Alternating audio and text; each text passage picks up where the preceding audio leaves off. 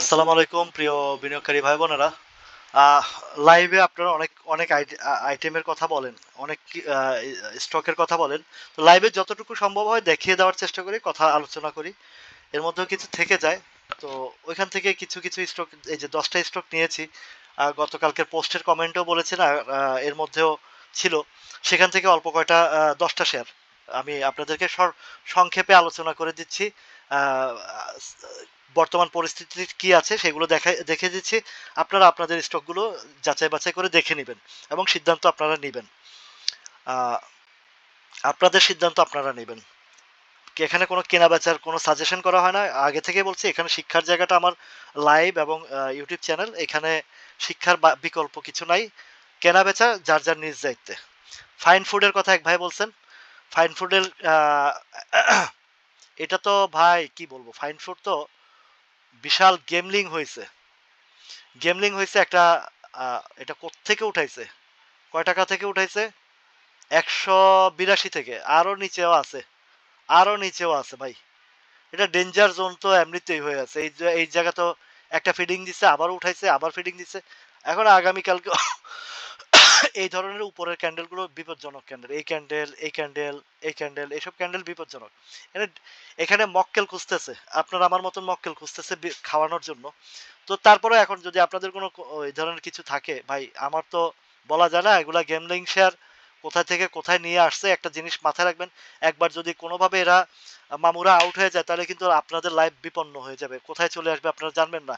প্রথম ধাপে আসবে এই জায়গায় 292, দ্বিতীয় ধাপে আসবে 266, তৃতীয় ধাপে আসবে 200 কত 52-55 দিকে। আর এটার উপরের দিকে তো এটা তো আসমানে, আসমানে হাওয়ায় হাওয়ায় ভাসতেছে। দেখছেন আপনি প্রিভিয়াস হিস্ট্রি দেখছেন কিছু আছে? হাওয়ায় ভাসতেছে এটা। হাওয়ায় হাওয়ায় ভাসার জিনিস এটা। হাওয়ার মধ্যে কোন সময় হাওয়া হয়ে যান। এখন যেটা হয়েছে, এনগালফিং একটা ক্যান্ডেল করেছে। হয়তো বা একটা গ্যাপ আসবে, 10-12 টাকার একটা গ্যাপ আসবে এই জায়গায়। সাপ্লাই জোনটা 108 টাকা থেকে 110 টাকা পর্যন্ত, 11 টাকা, 300 300 308 টাকা থেকে 311 টাকা পর্যন্ত সাপ্লাই জোন। এখন এটা হাওয়ায় ভাসতেছে। হাওয়া যদি মামুরা হাওয়া হয়ে যায়, আপনারাও হাওয়া হয়ে যাবেন, এতটুকুই বলবো। এখন এটা মামুরা চাইলে 2000 টাকাও নিতে পারে, সেটা মামুদের বিষয়। বাট এইসব ক্ষুদ্র বিনিয়োগকারীর জন্য এইসব আইটেম খুব হাই রিস্কি স্টক। ওকে। তারপরে বলছেন একজনে ইউনাইটেড ইন্স্যুরেন্স, ইউএনআইটি। ইউনাইটেড ইন্স্যুরেন্সটা, ইউনাইটেড এখন ইন্স্যুরেন্সের মৌসুম। আর এটার পজিশনটা একটা সাপোর্ট ক্রিয়েট করে ইউটার্ন আসছে। এখন উপরের সাপ্লাই জোনটা একটু দেখি কোথায় আছে। একটা গ্যাপ হবে এখান থেকে, এটা একটা মিনিমাম গ্যাপ হবে। এক হচ্ছে 43 আছে, 46-47 পর্যন্ত একটা গ্যাপ আছে। 46-47 গ্যাপ আছে। এইটা গ্যাপটা যদি পার করতে পারে তাহলে আরেকটু উপরে 50-52 দিকে আছে। ইন্স্যুরেন্স সেক্টর যেহেতু আছে, আর নিচে সাপোর্ট জন্য এটাই এই 41 টাকার ঘরে। তো 41 যেখানে আছে, এখান থেকে আহ, একটা জায়গা 46-50। আমরা ক্ষুদ্র মানুষ, ক্ষুদ্র চিন্তা ভাবনা করতে পারি। এটা পার করলে তারপরে আরো উপরের দিকে 50-52 আছে। তবে যেহেতু ইন্স্যুরেন্সের জোয়ার আছে, হইতেও পারে এটা 50 পর্যন্ত যেতে পারে। তবে ফার্স্ট ধাপটা বলে দিয়েছে 46 টাকা। তারপরে হচ্ছে সমতলে আরে ভাই রে ভাই, এটা তো মানে সেই উম, আহ, একটা দুর্বল কোম্পানি। মালিক পক্ষ নিজেরাই ইনভলভ নয়, ভাড়া দিয়ে চলছে, এই অবস্থা। এনগালফিং একটা ক্যান্ডেল করছে এদিকে। 96-95 দিকে সাপ্লাই আছে কিছু।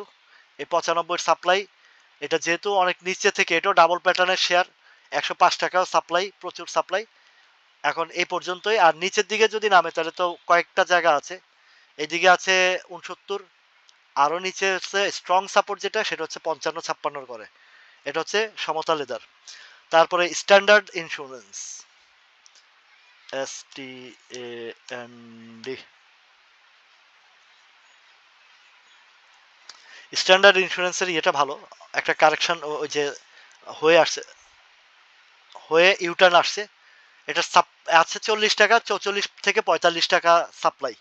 40 টাকা আছে, 44 থেকে 45 টাকা সাপ্লাই। এরপরে যদি ওইটা পার করে 45 টাকা, তারপরে হয়তো বা আরো উপরের দিকেও চিন্তা ভাবনা করতে পারি। সেটা হচ্ছে পরবর্তী বিষয়। পরবর্তী বিষয় সেটা আছে, এদিকে আছে 46 টাকা, এদিকে আরো উপরে আছে, বড় সাপ্লাইটা আছে 54-55 টাকা। বাট ফার্স্ট স্টেপ যেটা এটা আপনারা ফলো করেন 44 থেকে 45 টাকা। তারপরে হচ্ছে নিটল ইন্স্যুরেন্স।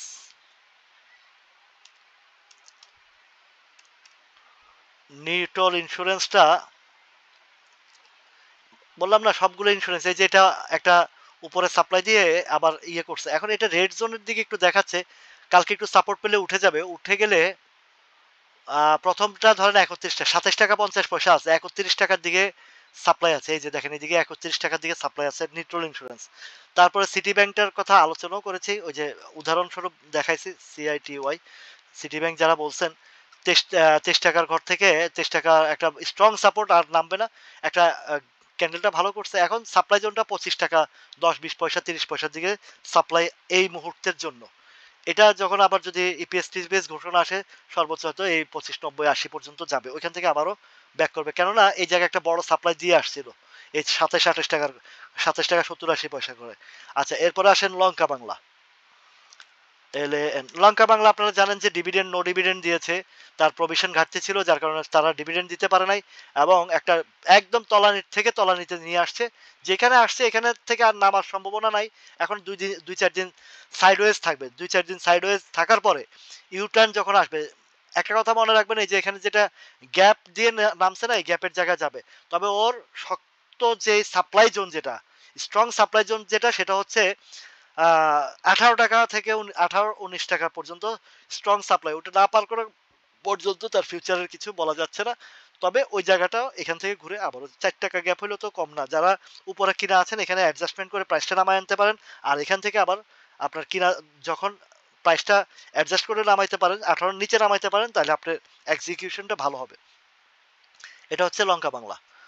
আর আইপিডিসি তো ভালো শেয়ার ভাই, আইপিডিসি নিয়ে আলোচনা বহুবার হয়েছে, বহুবার করছি, এটার আহ, আমরাও প্রফিট করছি এটা থেকে, এখন যে জায়গা আছে এটাও ভালো জায়গা, 20 টাকার ঘরে আছে, আশা করি এখান থেকে আর নামবে না, বাজারে একটু সাপোর্ট পাইলে এটা আবারও 22-23 টাকা দিয়ে চলে যাবে, ওইদিকে একটা সাপ্লাই ক্রিয়েট করছে, তো এই 22-23 টাকা যদি ইপিএস টিপিএস ভালো বা ইয়েটি আসে, এটাও পার করে 26-27-28 টাকার দিকেও চলে যেতে পারে।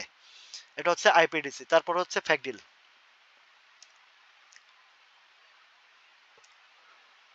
ফ্যাকডিল তো ওই দিনও এটা নিয়ে আলোচনা করছে, এটা আর কি করব বলেন, ফ্যাকডিলটা